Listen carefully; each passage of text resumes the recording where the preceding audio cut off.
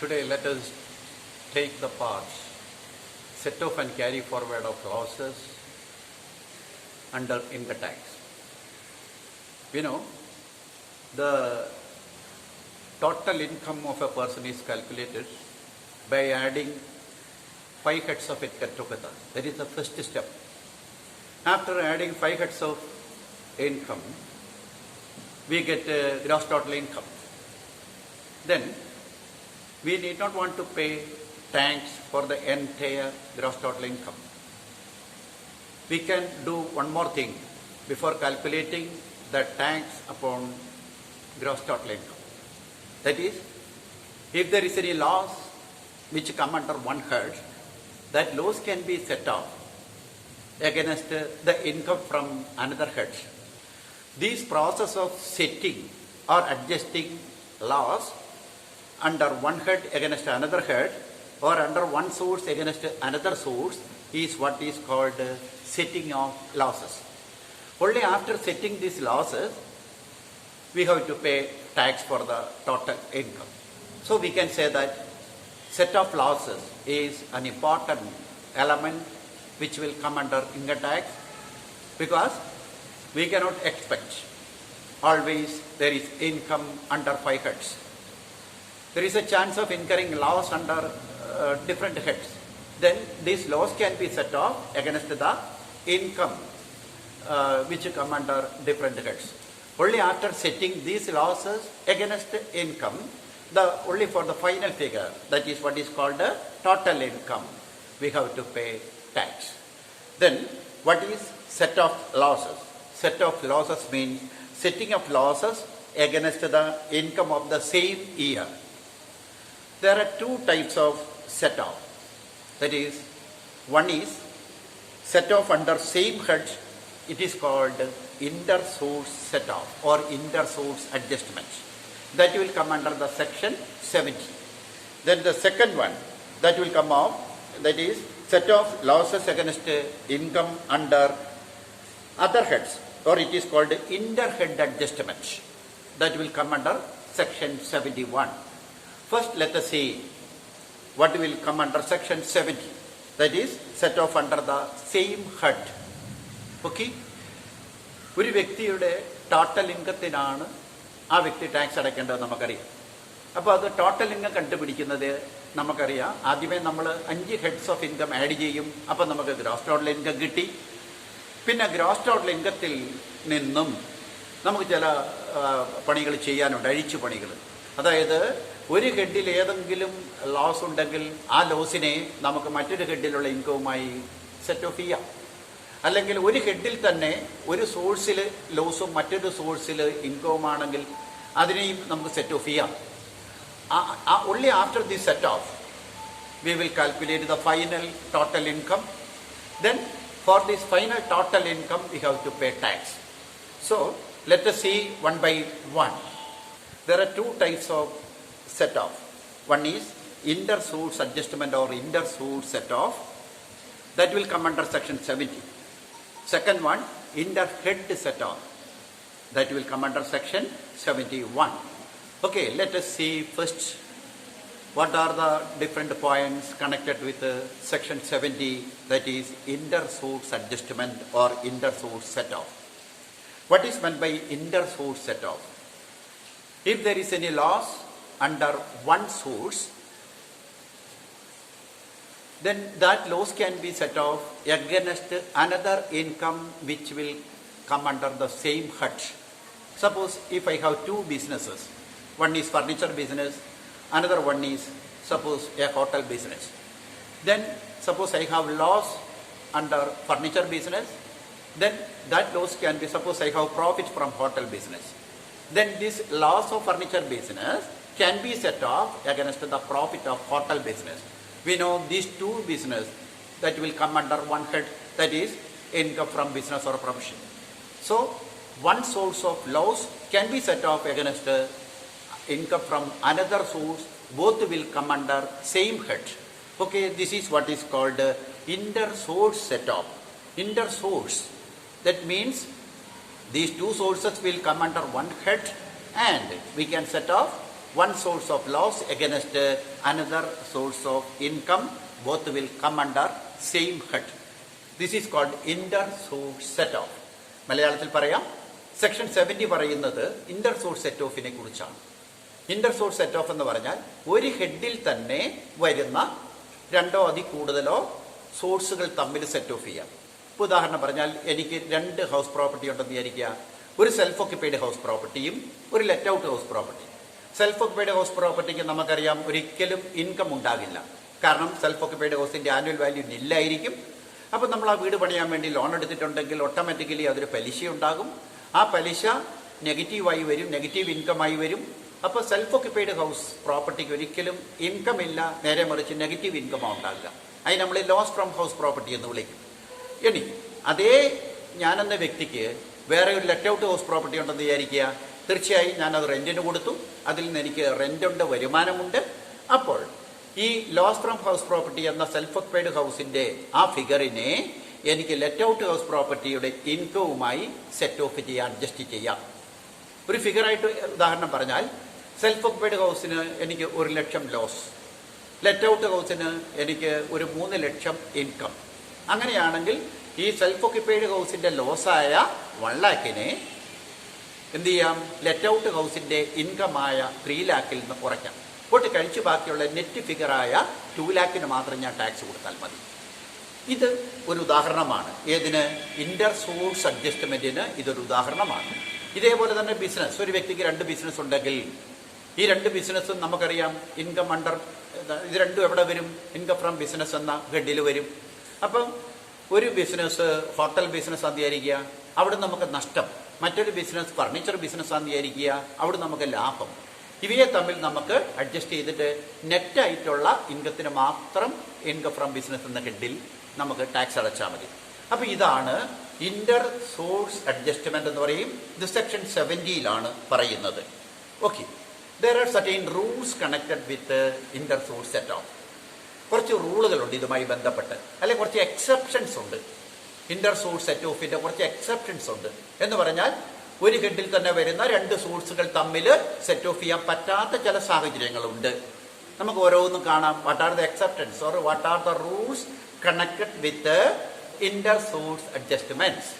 Okay, the first rule is that if there is any loss from speculation business, that speculation loss cannot be adjusted or cannot be deducted from the income of another business. We know that these 2 things will come under one head. Okay, speculation business and ordinary business both will come under one head. But if there is any loss from speculation business, that loss cannot be adjusted or that loss cannot be deducted from the income of the ordinary business. Speculation business in a nashtam. What is meant by speculation business? Speculation business. മലയാളത്തിൽ നമ്മൾ എപ്പോഴും പറയുന്ന ഒരു പ്രയോഗമുണ്ട്, ഊഹ കച്ചവടം. Share മാർക്കറ്റിലാണ് speculation business അധികവും നമ്മൾ കാണുന്നത്. അതായത് നിങ്ങൾ കേട്ടിട്ടുണ്ടാകാം, ഓപ്ഷൻസ് എന്ന് കേട്ടിട്ടുണ്ടാകാം, പുട്ട് ഓപ്ഷൻ, കോൾ ഓപ്ഷൻ എന്നൊക്കെ നമ്മൾ പറയും. അതുപോലെ തന്നെ ഫ്യൂച്ചർ ട്രാൻസാക്ഷൻസ് കേട്ടിട്ടുണ്ടാകാം. ഇവിടെയെല്ലാം നടക്കുന്നത് എന്താണ്? പിന്നെ നമ്മൾ പറയും ഇവിടെയെല്ലാം നമ്മൾ ചെയ്യുന്നത് ഇതാണ്, സ്പെക്കുലേഷൻ ബിസിനസ്സാണ്. അതായത് ഇന്ന് നമ്മൾ ട്രാൻസാക്ഷൻ ഉറപ്പിക്കുന്നു, വില പറഞ്ഞ് ഉറപ്പിക്കുന്നു, ഞാൻ നാളെ മേടിച്ചു കൊള്ളാം ഇത്ര രൂപയ്ക്ക്. എന്നിട്ട് ഒരാഴ്ച കഴിയുമ്പോൾ അന്നേ നമ്മൾ റിയൽ ആയിട്ടുള്ള ഷെയറിൻ്റെ വാങ്ങൽ അല്ലെങ്കിൽ വിൽപ്പന നടത്തുന്നുള്ളൂ. പക്ഷേ ഇന്ന് നമ്മളതിൻ്റെ പ്രൈസ് ഉറപ്പിച്ചാൽ അതൊരു സ്പെക്കുലേഷനാണ്. ഇനി നിങ്ങൾക്ക് മനസ്സിലാകുന്ന തരത്തിൽ ഞാനൊരു എക്സാമ്പിൾ പറയാം. നിങ്ങളിപ്പോൾ നമുക്കറിയാം 1 പവൻ സ്വർണ്ണത്തിന് 35,000 രൂപ. നിങ്ങൾ ആലിക്കാസ് ജ്വല്ലറിയുമായിട്ടൊരു കോൺട്രാക്റ്റ് ഉറപ്പിക്കുകയാണ്. അടുത്ത മാസം ഞാൻ 1-ാം തീയതി ഞാൻ 1 പവൻ സ്വർണം 35,000 രൂപയ്ക്ക് നിങ്ങളുമായിട്ട് കച്ചവടം ഉറപ്പിക്കുന്നു എന്ന് പറഞ്ഞാൽ നിങ്ങൾക്കപ്പോൾ ഇപ്പോൾ നമ്മളൊരു ടോക്കൺ കൊടുത്തിടുന്നു. അപ്പോൾ നമ്മൾ വരുന്ന 1-ാം തീയതി കറക്റ്റ് വരുമ്പോൾ 35,000 രൂപ കൊടുത്ത് 1 പവൻ സ്വർണം മേടിക്കുന്നു. അന്ന് ഒരുപക്ഷെ പവൻ്റെ വില 36,000 ആണെങ്കിലും ആലിക്കാസുകാരൻ നിങ്ങൾക്ക് 35,000-ന് തരും. ഇനി അന്നത്തെ വില 34,000 ആണെങ്കിലും നിങ്ങൾ 35,000 കൊടുക്കേണ്ടി വരും. ഇങ്ങനെ ഭാവിയിലേക്കുള്ളൊരു കച്ചവടം ഉറപ്പിച്ച് അന്നേ റിയൽ ആയിട്ടുള്ള കച്ചവടം നടക്കുന്നുള്ളൂ. പക്ഷേ ഇന്ന് കോൺട്രാക്റ്റ് നിങ്ങൾ ഉറപ്പിച്ചു. ഈ ഒരു ട്രാൻസാക്ഷൻ നമ്മൾ വിളിക്കുന്ന പേരാണ് സ്പെക്കുലേഷൻ. ഭാവിയെക്കുറിച്ച് നമ്മളൊരു ഊഹം വെക്കുകയാണ്. വില ഇത്രയായിരിക്കും എന്നുള്ള രീതിയിൽ കച്ചവടം ഉറപ്പിച്ചാൽ അതിനെ പറയുന്ന പേരാണ് സ്പെക്കുലേഷൻ ബിസിനസ്. അപ്പോൾ there are so many chances of losses or profits from the speculation business. അപ്പോൾ if there is any loss from speculation business, then that loss cannot be set off against the income from ordinary business. Okay, അതാണ് ഒരു rule നമ്മൾ പറയുന്നത്. രണ്ടാമത്തെ rule പറയുന്നത് loss from illegal business. A person may do so many illegal business like smuggling and so on. Okay, then if there is any loss from smuggling business or illegal business, that loss cannot be adjusted against a lawful business. Illegal ബിസിനസ്സിൽ നിന്ന് നഷ്ടമുണ്ടായാൽ ആ നഷ്ടം ഒരിക്കലും ഒരു lawful ബിസിനസ്സുമായി നിങ്ങൾക്ക് set off ചെയ്യാൻ പറ്റില്ല. ഇതാണ് രണ്ടാമത്തെ rule. Then third rule is that if you have any long time capital loss that cannot be adjusted against the income from short term capital gain. Long time capital gain ഇല്ല, loss ആണെന്ന് വിചാരിക്കുക. ആ ലോസിനെ ഒരിക്കലും short time capital ഗെയിനുമായി നിങ്ങൾക്ക് set off ചെയ്യാൻ പറ്റില്ല. But reverse is possible. If you have any short time capital loss, then that can be adjusted against the long term capital gain and also against the another short term capital gain. നിങ്ങൾക്ക് short time capital loss ഉണ്ടെന്ന് വിചാരിക്കുക. നിങ്ങൾ ഏതെങ്കിലും ഒരു asset നിങ്ങൾ വിറ്റു, ആ വകയിൽ നിങ്ങൾക്ക് നഷ്ടം, ആ നഷ്ടം ഷോർട്ട് ടൈം ക്യാപിറ്റൽ നഷ്ടമാണ് എന്ന് വിചാരിക്കുക. അതിന് നിങ്ങൾക്ക് വേറെ ഏതെങ്കിലും ഒരു അസറ്റ് വിറ്റ വകയിൽ ഷോർട്ട് ടൈം ക്യാപിറ്റൽ ഗെയിൻ ഉണ്ടെങ്കിൽ അതുമായി അഡ്ജസ്റ്റ് ചെയ്യാം. അതേപോലെ തന്നെ ലോങ് ടൈം ക്യാപിറ്റൽ ഗെയിൻ ഉണ്ടെങ്കിൽ അതുമായി അഡ്ജസ്റ്റ് ചെയ്യാം. ഓക്കെ, ഞാൻ പറഞ്ഞതിൻ്റെ ചുരുക്കം ഇതാണ്. Short time capital loss can be adjusted against another short term capital gain or against long term capital gain. But long term capital loss can be set off only against long term capital gain. ഒരു long time capital loss ഉണ്ടെങ്കിൽ മറ്റൊരു long time capital ഗെയിനുമായിട്ട് അതിനെ adjust ചെയ്യാം. അല്ലാതെ ഒരിക്കലും short time capital ഗെയിനുമായി long time capital ലോസിനെ നമുക്ക് സെറ്റ് ഓഫ് ചെയ്യാൻ പറ്റത്തില്ല. ഇതാണ് തേർഡ് റൂള്. ഇനി നാലാമത്തെ rule loss from owning and maintaining race horses. Race ഹോഴ്സസിനെ വളർത്തുന്ന വകയിൽ ലോസ് ഉണ്ടായാൽ, നമുക്കറിയാം കുതിരപ്പന്തയം, അതിൽ പങ്കെടുക്കാൻ വേണ്ടി ആൾക്കാർ കുതിരകളെ വളർത്തും. അപ്പോൾ അതിന് മെയിൻ്റനൻസ് കോസ്റ്റ് ഉണ്ട്. ആ മെയിൻ്റനൻസ് കോസ്റ്റ് ആണ് ലോസ് എന്ന് നമ്മൾ വിളിക്കുക. അപ്പോൾ ആ വകയിൽ ലോസ് ഉണ്ടെങ്കിൽ ആ ലോസിനെ നമുക്കറിയാം എവിടെ വരും, എവിടെയാണ് വരിക? ഇൻകം ഫ്രം അതർ സോഴ്സസ് എന്ന ഹെഡിലാണ് ഈ പറയുന്ന ഗ്യാംബ്ലിങ്ങും ബെറ്റിങ്ങും അതുപോലെ തന്നെ റേസസും എല്ലാം വരുന്നത് ഇൻകം ഫ്രം അതർ സോഴ്സിലാണ്. അപ്പം നമ്മൾ എന്താ പറയുക, if there is any loss connected with owning and maintaining resources, that loss can be set off only against the race horses, income from race horses, not against any other income which will come under income from other sources. Loss from owning and maintaining race horses can be set off only against income from horse races, not against any other source or not against any other head. Then fifth rule പറയുന്നത് that is connected with casual income. If you have any income from lottery or income from gambling, betting and so on, then instead of income there is a chance of loss also. Loss from lottery, loss from crossword puzzle, loss from gambling, loss from card game, betting, all these are called casual losses.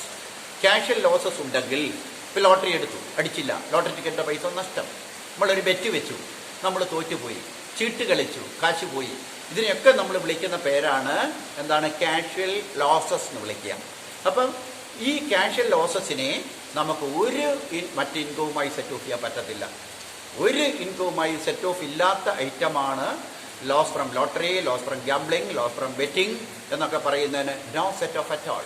ഇതിനെ ഇപ്പം നമുക്കറിയാം, ഇത് വരുന്നത് ഈ lottery എല്ലാം വരുന്ന ഏത് ഹെഡിലാണ് നമുക്കറിയാം? ഏത് ഹെഡിലാണ്? ഇതെല്ലാം വരുന്നത് ഇൻകം ഫ്രം അതർ സോഴ്സിലാണ്. അപ്പോൾ നമുക്ക് ഒരു പന്തയം വെച്ച് പൈസ പോയി, ഉടനെ നമുക്ക് അതേ ഹെഡിൽ വരുന്ന ഡിവിഡൻഡ് ഇൻകവുമായിട്ടാണ് സെറ്റ് ഓഫ് ചെയ്യാൻ വെച്ചാൽ നടക്കില്ല. ഇൻട്രസ്റ്റ് ഇൻകവുമായി സെറ്റ് ഓഫ് ചെയ്യാൻ വെച്ചാൽ നടക്കില്ല. അപ്പോൾ there is no set off at all against no set off of losses of lottery, crossword puzzle, gambling, card game and betting. ഇതിന് സെറ്റ് ഓഫ് ഇല്ല. നഷ്ടം വന്നാൽ സഹിച്ചോളുക, വേറെ ഒരു വഴിയുമില്ല. അടുത്ത ലോസ് ഫ്രം അൻ excepted source of income cannot be set off against any taxable income. if we have any loss from an exempted source, that loss cannot be set off against a taxable income. So for example, agricultural income.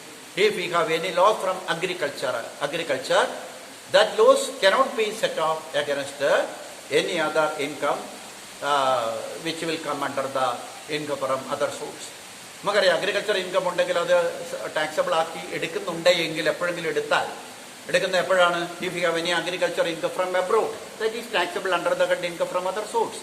But we know any agriculture income from India is not at all taxable or that is an exempted income. അപ്പോൾ if you have any loss from അഗ്രികൾച്ചറിൽ നഷ്ടമുണ്ടെങ്കിൽ ആ നഷ്ടത്തിനെ നമുക്ക് ഏതെങ്കിലും income from other സോഴ്സിൽ വരുന്ന മറ്റൊരു ഇൻകവുമായി സെറ്റ് ഓഫ് ചെയ്യാൻ പറ്റത്തില്ല. കാരണം അഗ്രികൾച്ചർ ഇൻകം എന്ന് പറയുന്നത് എക്സെപ്റ്റഡ് ഇൻകമാണ്. അപ്പോൾ ആ എക്സെപ്റ്റഡ് ഇൻകവുമായി ബന്ധപ്പെട്ട ഒരു ലോസിനെ ഒരിക്കലും ഒരു ടാക്സബിൾ ഇൻകവുമായി സെറ്റ് ഓഫ് ചെയ്യാൻ പറ്റത്തില്ല. These are the 6 rules connected with Inter source adjustment. These will come under, all these items will come under section 70. These are called exceptions of section 70. Okay, I think that these 6 rules are clear for you.